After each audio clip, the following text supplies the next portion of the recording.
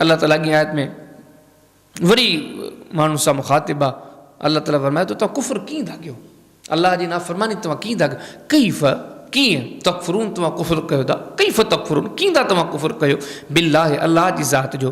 हुनजा अहसान त ॾिसो, हुनजी महिरबानियूं त ॾिसो, हुन थोरा त ॾिसो। वकुंतुम अमवातन, तव्हां मुर्दा हुयो, तव्हां फ़ौत शुदा हुयो। तव्हां हिकिड़ो वक़्तु पाणी जे कतरे जी सूरत में, पाणी जे कतरे जे, उहो पाणी जो कतरो बि तव्हांजो ठहियलु कोन, उन अल्लाह जो ठहियलु हो। पर वरी बि ॾिसो जानदार कोन हो, फ़अहयाकुम, पोइ हुन तव्हांखे ज़िंदा कयो। पोइ हुन पाणी जे लुथरे मां गोश्त जो टुकड़ो ठहियो, पोइ बंदो ठहियो, पोइ पूरो जिस्म ठहियो। फ़अहयाकुम, हुन तव्हांखे पैदा कयो। सुम युमीतुकुम, हुन खां पोइ अॻियां मौत जो मालिक बि उहो ई अथव, पैदा बि हुन कयो अथव, मौत जो मालिक बि उहो अथव। सुम युमीतुकुम, पोइ तव्हांखे मौत बि ॾींदो हुए। सुम युहयीकुम, वरी तव्हांखे उथारींदो बि सही। सुम इलैहि तुरजऊन, वरी तव्हांखे उन ॾे मोटणो बि आहे, हुन ॾे तव्हांखे मोटाया बि ईंदो। उहो जंहिं तव्हांखे पैदा कयो आहे, जेको तव्हांजी ज़िंदगी जो मालिक आहे, जेको तव्हांजे ज़िंदगी जे खसण ते क़ादिर आहे, जेको तव्हांखे मरण खां पोइ वरी ॿीहर उथारींदो। कैफ़ तकफ़ुरून बिल्लाह, उन सां कुफ़्र कीअं था कयो।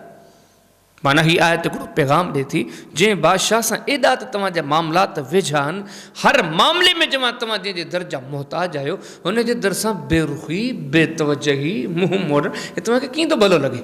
यकीनन पंहिंजे रब ॾे रुजू कयो।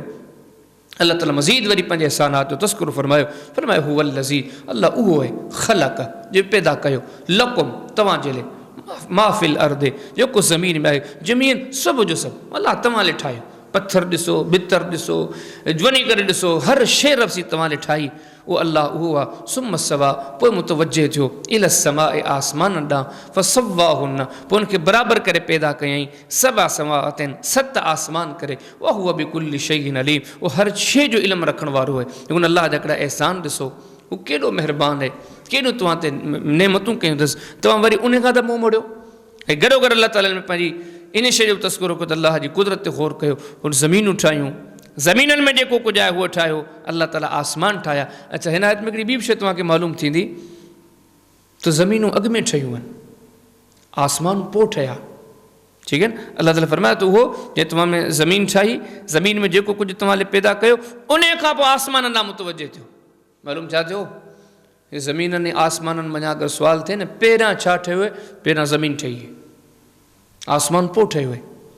अच्छा, वरी हिकिड़ो सुवालु पैदा थिए थो, सूरे नाज़ियात में अल्लाह ताला फरमाए थो वल अर्द बाद ज़ालिक दहाहा, हुते अचे थो अल्लाह ताला आसमान जी तरतीब जोड़ी, उन खां पोइ अल्लाह ताला ज़मीननि जी तरतीब जोड़ी।